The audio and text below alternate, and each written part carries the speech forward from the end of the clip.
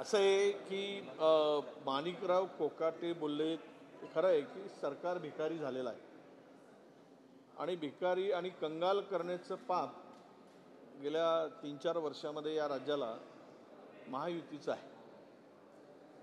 पैशाची उधळपट्टी आणि तिजोरीची लूट आणि वाढवलेली टक्केवारी 20% टक्केवारी आत्ता राज्यामध्ये वाढलेली आहे.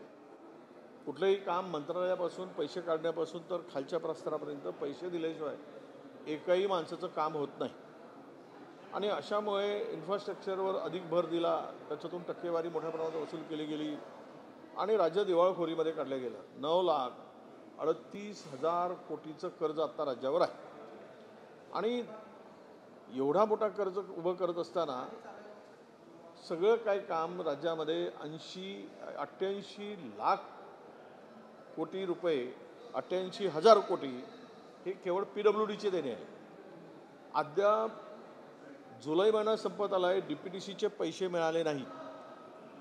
5 महिन्यापासून निराधार लोकांचे, संजय गांधी निराधार योजना असेल, श्रावणबाळ असेल, त्या बिचाऱ्या निराधार गरीब त्या लोकांचे पैसे देऊ शकले नाही. इरिगेशन विभागाचे पैसे नाहीत आणि दुसरीकडे अघोषित फ्लोअरवर एक सांगून सर्व इलेक्ट्रिकचे दर ते टॅरिफ इतकं वाढवून ठेवलं की सामान्य लोकांचं कंबरडं मोडेल. मला एकूण ही सगळी परिस्थिती कंत्राटदारांच्या आत्महत्येपर्यंत आज आली. रोज राज्यामध्ये 7 शेतकरी आत्महत्या करतात. ही परिस्थिती राज्यातील आहे विविध कारणांनी. आणि आज जर हे सत्र सुरू झालं तर कंत्राटदार नावाला ही परिस्थिती राज्य सरकार म्हणजे कंत्राटदारांची आहे. ज्या राज्यामध्ये 88,000 कोटीचं एका PWDचं जर देणं बाकी असेल आणि केंद्राचा वाटा मिळूनही राज्य सरकार आपला वाटा टाकत नसेल त्या पाणी पुरवठा योजनामध्ये, जलजीवन मिशन सुरू केलं, घर में हर एक को नल, नल में जल. काय नल में नलही नाही आणि जलही नाही, पैसेच नाही. हे सगळे खोटारडं आणि असं म्हणजे काय म्हणतो याला, लाज शरम सगळे विकून खालेलं सरकार महाराष्ट्रात आलेलं आहे. आणि त्यामुळं आता शेतकऱ्यांनी आत्महत्या केल्यानंतर कंत्राटदारांची केलेल्या आत्महत्या एकीकडे आणि दुसरीकडे बॅगा भरलेले आहेत. हे सगळी जी गँग तयार झालेली आहे, चड्डी बनियान गँग, टावेल बनियान गँग, लुंगी बनियान गँग, हाफ चड्डी गँग, टावेल गँग, तर हे सगळ्या गँग महाराष्ट्राला लुटण्यासाठी या गँग तयार झाल्या आहेत. या गँग डाकूला लाजवतील, दरोडेखोराला लाजवतील. हे साधेसुधे नाहीत, हे जेबकत्रे वगैरे नाहीत. हे डाकू, दरोडेखोर अशा प्रकारची गँग राज्यामध्ये काम करते आहे. हे त्यातून आता दिसत आहे. मुख्यमंत्र्यांचा दिल्ली दौरा सुरू आहे, पण ते 4ही जे मंत्री ज्यांच्याबद्दल खूप वादग्रस्त वक्तव्य दिल्याने चित्रफिती समोर आल्या, सभागृहातल्या चित्रफिती समोर आल्या, त्यावर कुठली कारवाई होत नाही. काय सरकार निर्ढावलेलं आहे का?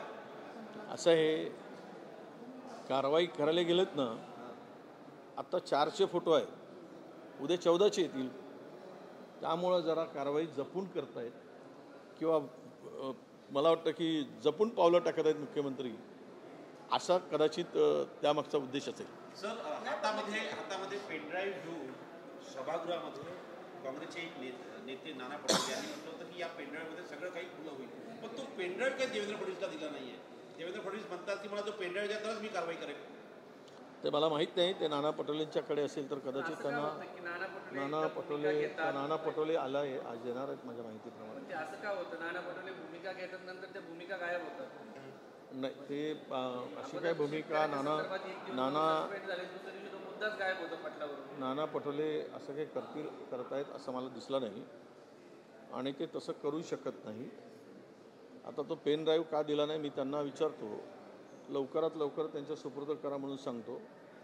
पण आमच्याकडेही काही माहिती आहे आणि माहिती आहे म्हणजे पुरावेच आहेत.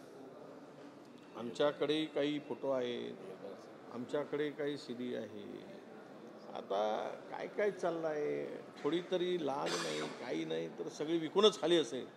एक मंत्री गृहराज्यमंत्री बनतो, त्याच्या आईच्या नावाने डान्स बार चालवला जातो. किमान ते अरे तो लायसन्स तरी बंद कर तोपर्यंत, तो मंत्री आहे तोपर्यंत.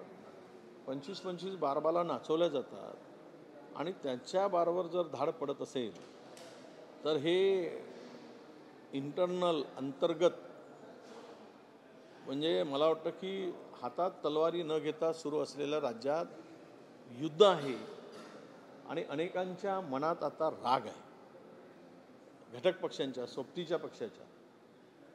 ते बोलून दाखवतात खाजगीरित्या, तुझ्याही मनात आग, माझ्याही मनात आग. आता असं नको हो की चल रे आता सख्या बंदूक धरू लाग. ही पाळी राज्यावर येऊ नये, अशी परिस्थिती येऊ नये म्हणून ईश्वराला प्रार्थना आहे.